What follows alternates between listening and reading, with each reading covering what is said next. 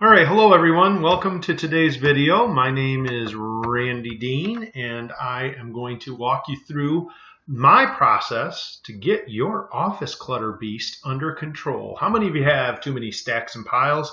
It's time to go ahead and attack those stacks and piles and get your office and your desk back organized and under control. And what's interesting, I want to share a little something about this video with you. This is a video that I actually filmed over a couple of months' time.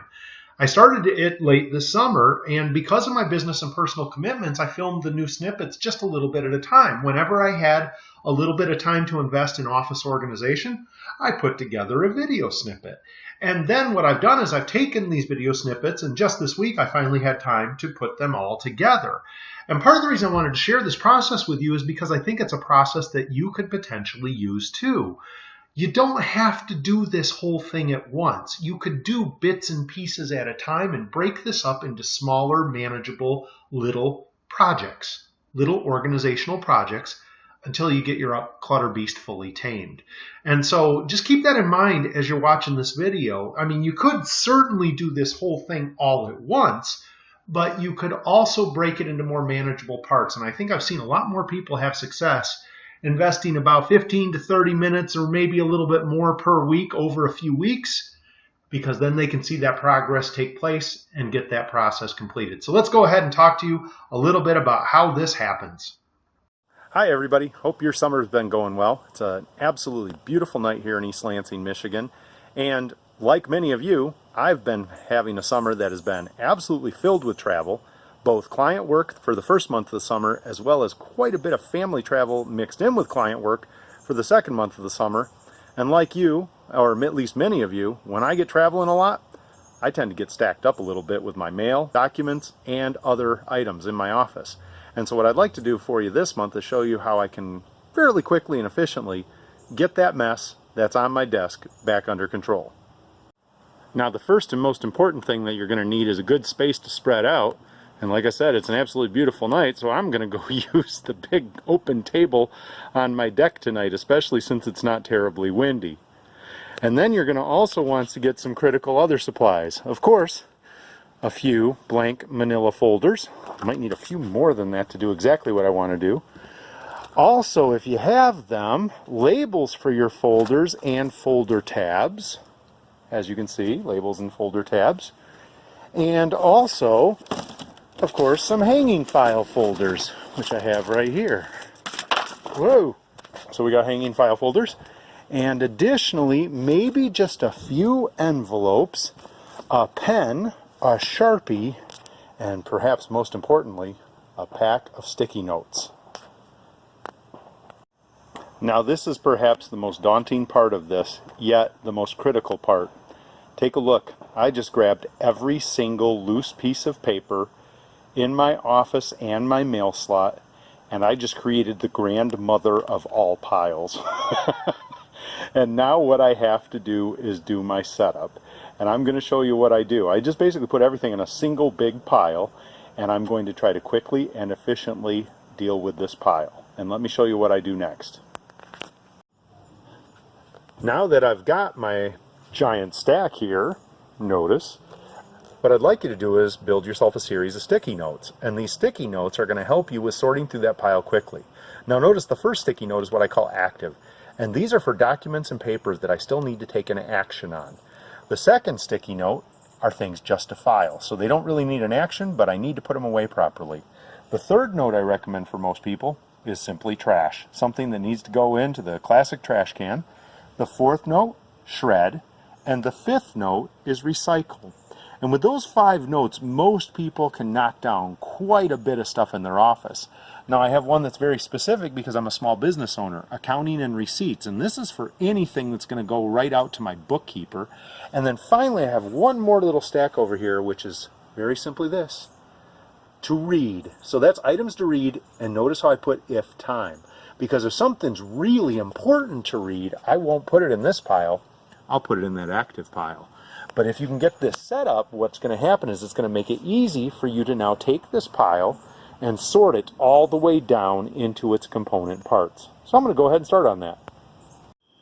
All right, it's now 34 minutes later, and I have knocked out the entire giant pile. It's gone. Look at that. Now, I've got a bit on active. I've got a lot of filing to do, and I want to talk a little bit about what I'm going to do with the filing in just a moment. I've got a few receipts, and then I've got shredding and trash and just a couple items to read. And so you can see I've knocked this pile down and made it much more reasonable, much more manageable.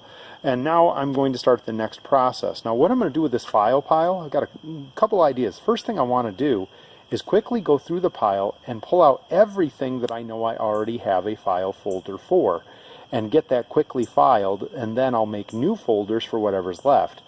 And I'm also going to take this active pile, and the next thing I'm going to do is sort it in priority and or urgency order from high to low.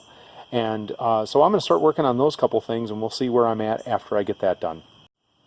Oh, and one last thing. That stuff that's in my shred and trash and recycle piles, that's going to happen right now. Now I'd like to briefly talk about what I did with this active pile a little bit more. I told you previously to sort it from high to low, but let me share with you a little bit more detail of what I actually did here. Not only did I sort it from high to low, but before I even did that, I quickly went through the pile and identified any item that would take me a couple minutes or less. And following a tip I learned from David Allen, who wrote the book Getting Things Done a number of years ago, I got those things done. And I have to tell you, I think I knocked out more than half of the pile just by moving stuff that I'd been sitting on that was sort of quick little stuff that just needed a quick action or forward or whatever, and I got those things done.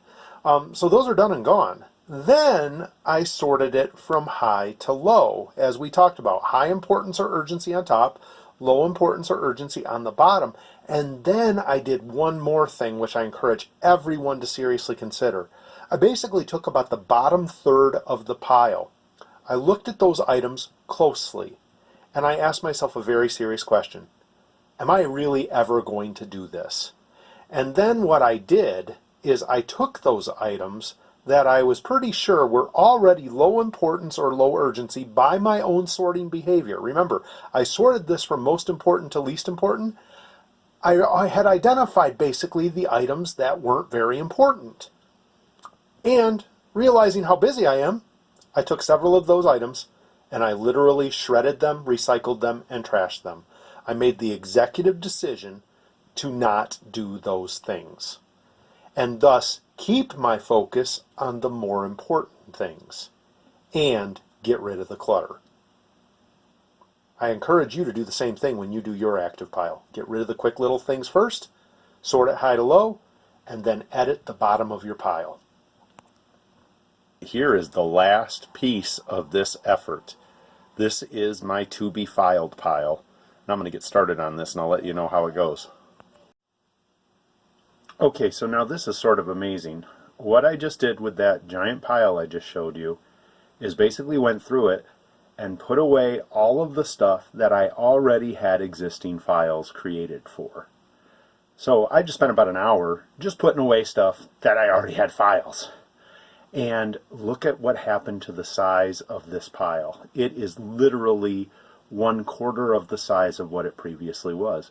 And now all I have left to do is to take these last few items and make appropriate files for them and put them in a good home. So I'll be back with you shortly. Okay, it is about a little over an hour later, and this is no joke. That is my to be filed pile. Yes, every single piece of paper that just needed to be filed now has a proper home. And you don't know how awesome that feels. And then I even took advantage of this to get some of my office supplies rearranged and cleaned up. Because, hey, why not? All right, I still have one more little tip I want to share with you, a little bonus tip. So watch for that in just a second. All right, now to give you my bonus tip I mentioned, let me tell you what this is. This is a stack of stuff that I've been sort of building up over the last couple of years, which is stuff that I'd like to read, but I don't necessarily need to read. So, like, if I get to it, cool. But if I don't get to it, I'm not going to get in any trouble. And so when I went through my paper reduction process, I added some things from that paper reduction process to this pile onto existing stuff that's already been there. And I want to share with you what I'm going to do with this. So I'm going to do this process and I'll be back.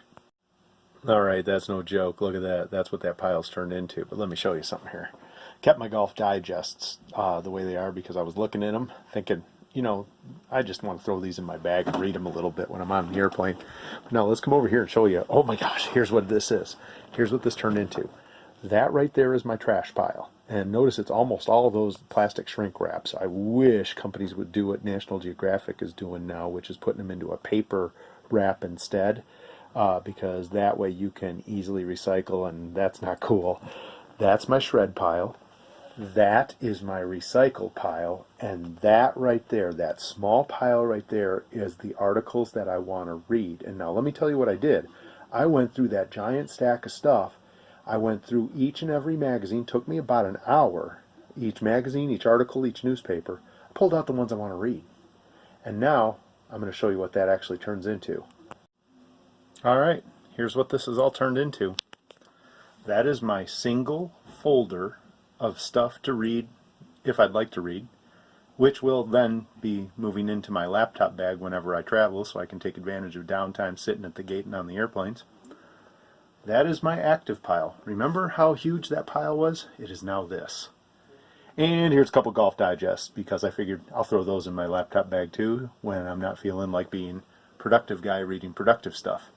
And over here, this is where all the stuff was stacked. Wait a minute. Yes, because it only took a couple minutes. I took the stuff that I want to keep. It goes into the folder. The stuff that needed to be shredded went up to my shred bin, which will be then taken when it gets full to the local shredding facility. The recyclables are now in my recycle container to be taken this week, and the trash is in the trash. This is what it's turned into. I do want to make one final point though. Remember I took a lot of the magazines and articles and newspapers. Here's what I did. I didn't feel like I had to keep those print materials pristine. What I did was say, I want to get the content out of these print materials that I'm going to find most actionable. And so basically what I wanted to do was make it so that I could pull out the content and material and articles that I thought were going to be most useful. And taking a look at this real quick, take a look here. There was some stuff from my National Speaker Association group that I thought might be relevant, and I took the individual articles and I just ripped them out and stapled them. And now I've got the things that I think are going to be most actionable for me and my business all in a single pile that can fit into my laptop bag and now allow me to keep up with my reading. Active pile for the stuff I still need to work on and complete where I need the paper. Desk. Looking pretty darn clean. Supplies and reference books and things like that, but the desk is pretty darn clean.